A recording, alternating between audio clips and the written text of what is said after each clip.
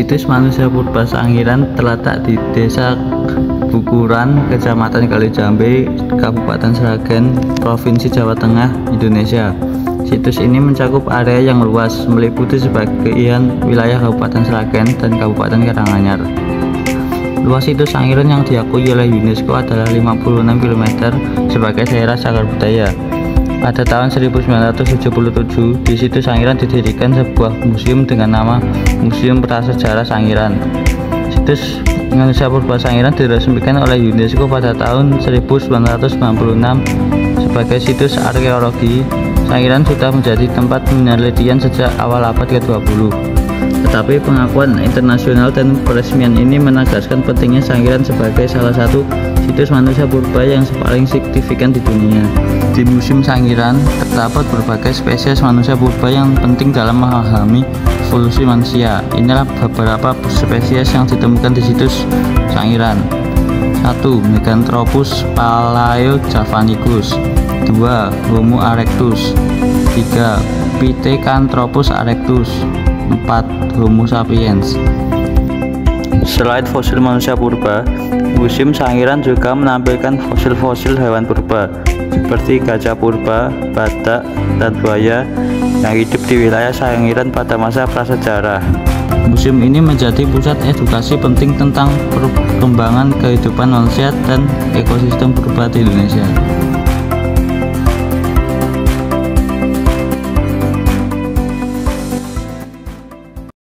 Selamat siang teman-teman, kami dari 10 TP5 kelompok 5. Saya Kristina Sekar, absen 5. Saya Moreno Farisi Pramudia Satmoko, absen 21. Saya Irwinto Tatak Winjadarko, nomor absen 10. Saya Rizky Maulana, absen 15. Baik, di video kali ini kami akan memperkenalkan tentang kubur batu yang berada di Sangiran. Dan kami sedang berada di lokasi yaitu Sangiran. Silakan menonton videonya.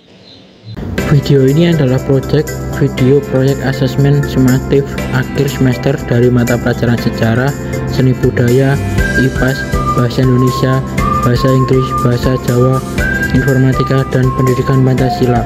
Fase E semester 1 SMK Katolik Santo Mikael Surakarta. Semoga bermanfaat untuk kalian semua.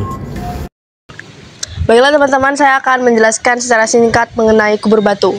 Kubur batu di Sangiran merupakan salah satu peninggalan arkeologi yang menarik dan penting dalam memahami kehidupan manusia prasejarah di Indonesia, khususnya di kawasan Sangiran, Jawa Tengah.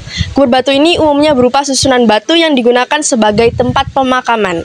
Berdasarkan temuan di Sangiran, kubur batu ini diduga berasal dari masa prasejarah akhir atau zaman Megalitikum, yaitu sekitar 2500 hingga 1500 tahun yang lalu.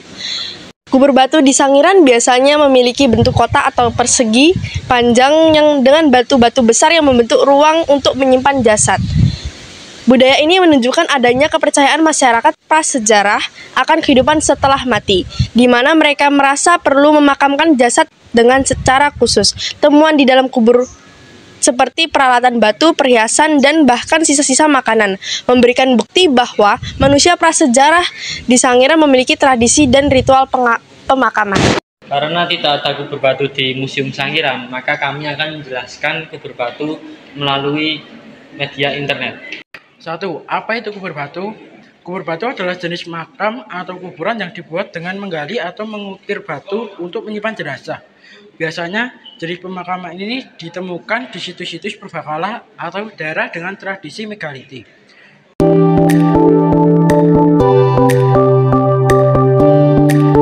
Yang kedua, siapa yang biasanya menggunakan kubur batu?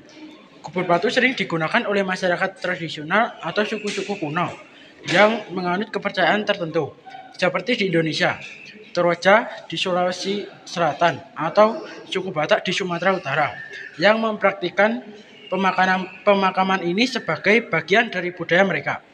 Yang ketiga, di mana kubur batu umumnya ditemukan? Kubur batu ditemukan di berbagai tempat di seluruh dunia, terutama di daerah pegunungan atau daerah tinggi. Di Indonesia, beberapa contoh dapat ditemukan di Toraja. Yang keempat, kapan tradisi kubur batu mulai ada? Tradisi kubur batu sudah ada sejak zaman prasejarah, terutama pada zaman megalitik. Di Indonesia, kubur batu ini sudah ada sejak ratusan hingga ribuan tahun yang lalu dan menjadi bagian dari tradisi kebudayaan kuno. Yang kelima, mengapa masyarakat menggunakan kubur batu? Kubur batu digunakan sebagai bagian dari upacara adat atau kepercayaan masyarakat kuno yang menganggap bahwa batu melambangkan keabadian dan kestabilan, sehingga diharapkan roh yang meninggal tetap abadi bersama leluhurnya.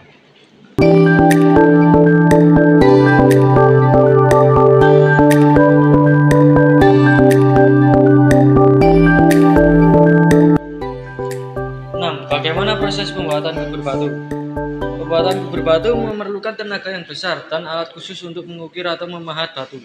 Setelah bentuk makam berbentuk, jenazah ditempatkan di dalam batu yang berlubang, kemudian ditutup dengan batu besar.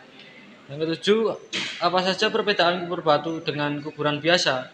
Kubur batu berbeda dari kuburan biasa karena dibuat dengan menggali atau mengukir batu, bukan menggali tanah. Biasanya kubur batu diletakkan di atas permukaan tanah atau lereng bukit, tidak seperti kuburan biasa yang dikubur di dalam tanah.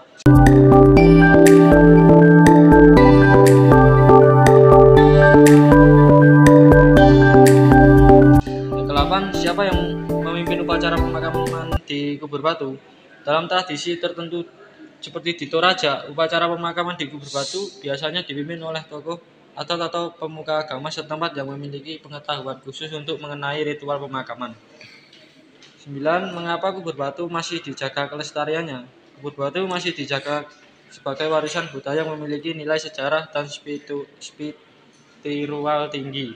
Masyarakat setempat menganggapnya bagian besar dari identitas budaya mereka, sehingga mereka berusaha melestarikan tradisi ini. 10. Bagaimana perkembangan tradisi kubur batu saat ini? Saat ini beberapa masyarakat masih melestarikan tradisi kubur batu meskipun dengan penyesuaian modern. Namun di beberapa tempat tradisi ini semakin jarang dilakukan karena faktor biaya dan pergeseran budaya. Oh iya. Tadi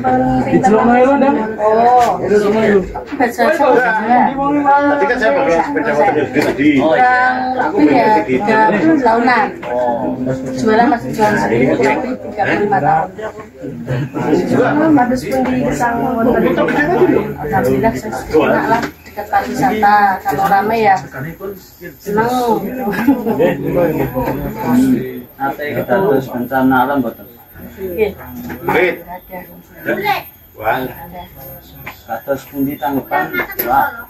Ayo wes nek masih ki arep mitos sing kemudian pinggir sing gambar sampe tuh lho. Kontai sebab musim sangiran ini kenapa? Oh enggak apa-apa. Oh enggak apa-apa, enggak apa-apa nek pengen lihat sana. Biasanya yang puyeng semua. Dengan pengen ke sana kan ya mohon maaf. Ada nilai plus sendiri, jadi jangan dapat ini kasih bikin api itu. Teknis sekarang masih tahu kayak api. Api ini bisa. Mas bau terbakar coba. Ukur api kan? Ya. Ini zaman dulu buat bikin api masa purba ya ini. Nah, kalau ini jenis buat kapak merimbasnya ini, buat tulis daging tuh ini. Asli kasih tuh namanya. Oh ini nggak cuma kayu. jam-jam roti. Ini batu marmer. Beneran. Ini batu bobar, ini asbat. Tangi-mangi. Buat ini kayu fosil. Ini batu sangit tuh buat rapi batu jet. Oh ya. Ini samsang. Halo semuanya, kami sekarang akan tanya kepada narasumber selanjutnya. Perkenalkan, nama saya Ibu Tata Pijanarko, biasa dipanggil Tata. Maulana, biasa dipanggil Maulana.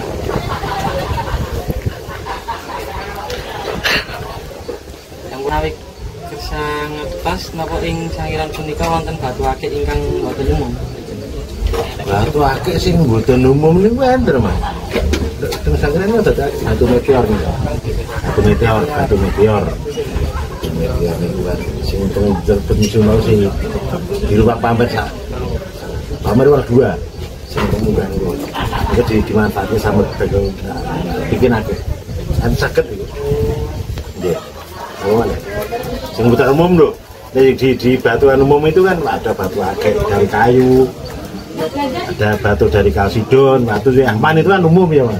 Nah ini pertanyaan kan yang umum kan, ini orang umum berarti batu meteor nih, soalnya tidak di sembarang tempat gitu.